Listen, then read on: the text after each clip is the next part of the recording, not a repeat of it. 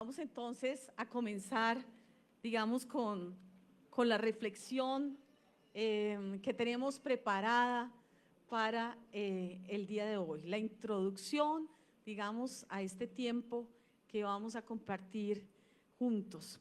Como ustedes han visto en la publicidad que preparamos, el nombre que le pusimos a estos encuentros, ¿cuál es el nombre que le pusimos a estos encuentros macrorregionales? Exactamente, dignificación para las víctimas. Entonces vamos a comenzar por ahí.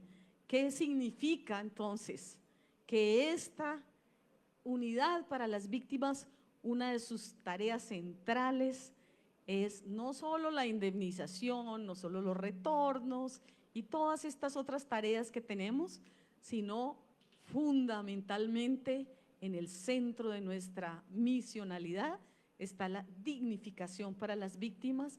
Y hay que decirlo, no había habido en la historia de este país un gobierno que hubiera dicho vamos a poner en el centro de nuestro compromiso la dignificación para las víctimas, y por eso hicimos este esfuerzo de convocar a un gabinete, miembros de los ministerios que se dediquen a priorizar a las víctimas para su dignificación.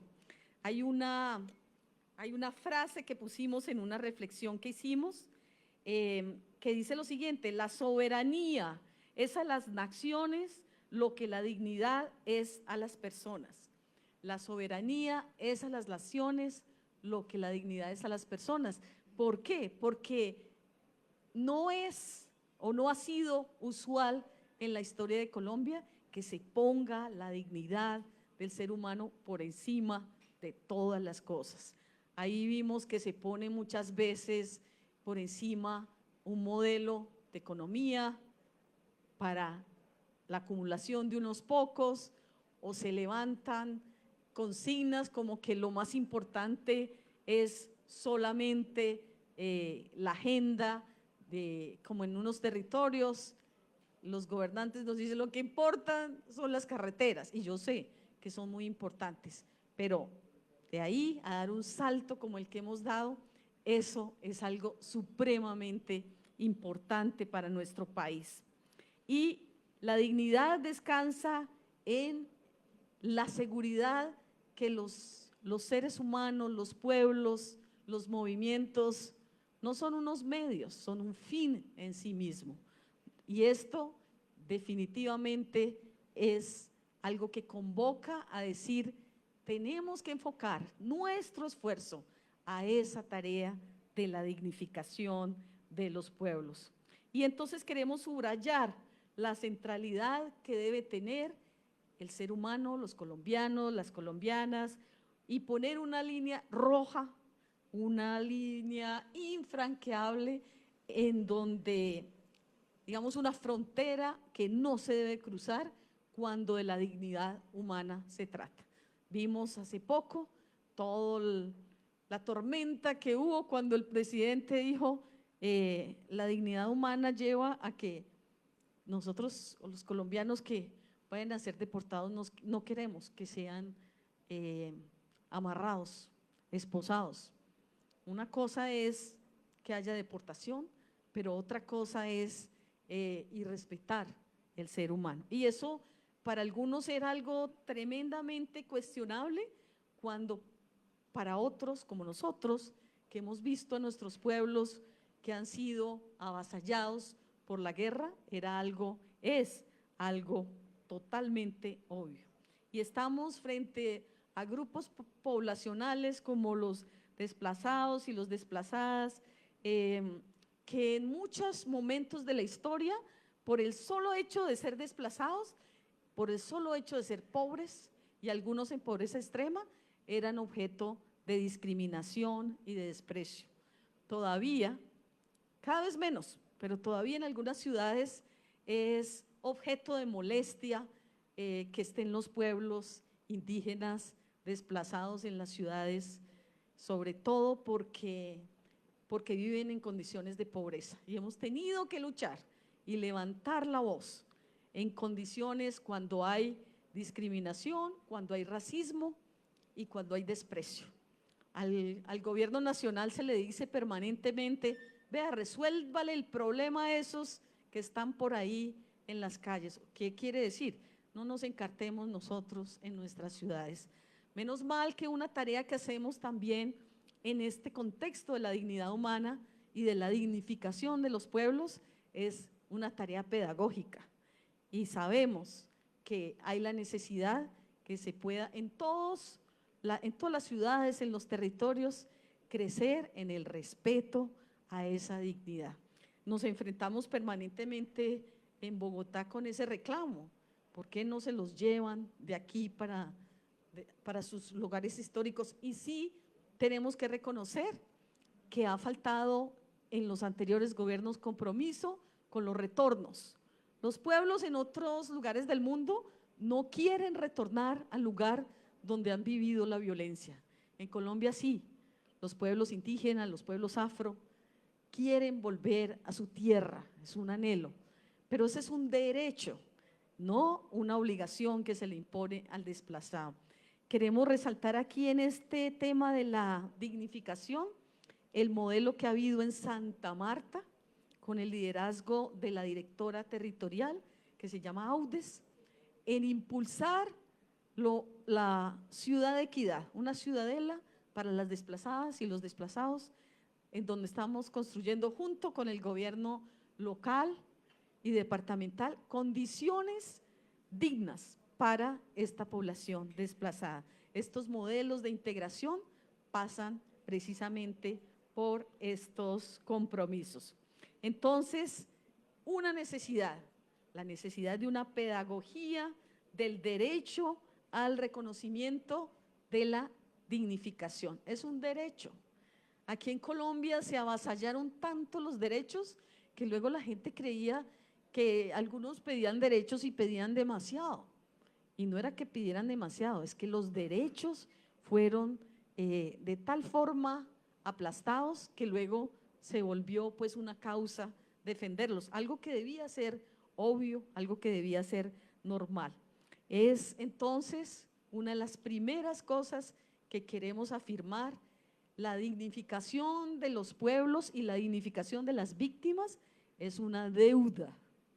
No solo la tiene que pagar este gobierno, los gobiernos tienen que reconocer que esa brecha y ese desprecio que hubo por las víctimas hace parte de un tiempo que no puede volver, que no se puede repetir, y que las cosas que hemos levantado desde las víctimas a lo largo de la historia, justicia, verdad, reparación integral, garantías de no repetición, no son eslóganes, son derechos, y ese derecho de las víctimas a que se cumpla con esos principios.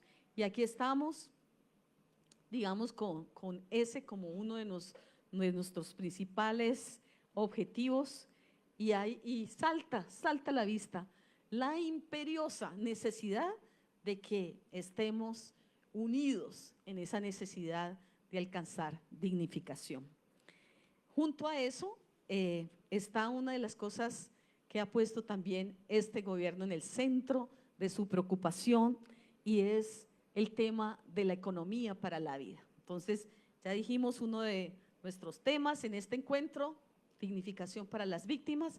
El segundo, economía para la vida. No es un tema nuevo, es un tema de décadas atrás, pero que vuelve y salta a la vista la necesidad de pensar qué significa que de un lado estén los que digan, pues a mí me interesa una economía para la acumulación del capital, y del otro lado estén los que dicen, nos interesa la economía para la vida, el buen vivir, las garantías de dignificación para todos, para todas, no solo para un puñado. Y cuando hay ese tema de la economía, ahí sí que se presenta quién estamos de un lado y del otro, porque hay en general a veces una hostilidad, como lo puso el presidente, con aquellos que dicen yo estoy con la economía para la vida. Es que la economía se volvió un tema que dividió los pueblos, pero que fue dejando a la gran mayoría, en este caso desplazados y desplazadas. No sé si saben que vino el relator de Naciones Unidas para los temas de la pobreza extrema y dijo, este es uno de los países en el mundo que califica a los pobres y pone estratos, y que eso está aceptado y generalizado. Este es el estrato 1, el estrato 2, el estrato 5, y que generalmente se supone que los que ejercen la política, los que conducen la economía, pues vienen de esos estratos y opinan y deciden sobre quienes viven en condiciones de pobreza. Tienen que después buscar la declaración que hizo esta comisión relatora sobre pobreza extrema. A ese modelo de acumulación, hace mucho tiempo le llamaron el neoliberalismo. Ahora ya casi toda la gente entiende de qué se trata el tema y precisamente como es la gran mayoría de la población y de nuestra población, de las víctimas, que ha quedado por fuera del disfrute de la vida, del disfrute de los recursos, del disfrute inclusive del empleo, pues es un tema que nos interesa. Por eso hicimos, ustedes vieron ahora en los videos que presentamos, un encuentro en diciembre de economía para la vida de los emprendedores y emprendedoras de parte de las víctimas, y lógicamente vamos a mirar para adelante. Vamos a tener en junio el segundo encuentro nacional de estos emprendedores y emprendedoras, o a mí me gusta decir los empresarios de las víctimas. Un grupo fue invitado a Suecia a presentar su emprendimiento. Nos han pedido de Canadá, de Inglaterra, por favor, que vengan las víctimas a presentar sus emprendimientos. Un mundo que crece en unas condiciones de dignificación, al contrario, quiere levantar la diferencia y quiere hacer que un producto tiene mayor valor, porque quien lo produce, quien lo está cultivando, es gente que ha sufrido el rigor de la guerra y, como yo digo en todas partes, se ha levantado con toda la fuerza moral a luchar por la vida, y no solo por el individuo, sino colectivamente, por la transformación de la colectividad. Y aquí en momentos cuando vuelve, como los que estamos viviendo lamentablemente, y se reactiva el conflicto y se reactiva la guerra, ahí queda de presente por qué al final es que se da el conflicto. Tenemos que decir, y tengo que decirlo, lo he dicho en todas partes, las víctimas en ninguna parte, y las conocemos y compartimos por todo el país, ninguna víctima dice, sí, eso de la paz es una pérdida de tiempo, que vuelva la guerra. Ninguna víctima del conflicto armado está en esa lógica, en esa agenda, sino que dice al contrario, parar la guerra. Y mucho de este conflicto se volvió un conflicto también en los territorios, por el control del territorio, se profundizó porque así venía, pero también, como dice la canción, no cambiar la coca por coco, sino que cambiaron el coco por coca, pero así que no cuenten con nosotros. Las víctimas del conflicto armado, como me dicen siempre, cuenten con nosotros y nosotras para la vida, para el disfrute de la vida, para sostenerla, para el bien común y para el bienestar. Y esto no se habla solo en Colombia, miren, diferentes lugares del mundo, no solo en los círculos académicos, se habla de este tema, de volver a las bases de la economía para la vida, del disfrute de la vida, y un gran acuerdo o una gran apuesta por reformas que lleven a los pueblos a tener bienestar, todos los pueblos. Estamos abocados en el Congreso de la República a reformas urgentes, necesarias, que han tenido hace años otros pueblos, pero nosotros apenas en la senda de luchar por eso. Quisiera mencionar un tema que nos interesa a todos y es el tema de los recursos. Ustedes saben que el Congreso de la República, la oposición en el Congreso, hundió la ley de presupuesto y nos ha puesto en aprietos para poder cumplir con los compromisos sociales, con los compromisos de dignificación de los pueblos, y entonces estamos justamente en eso.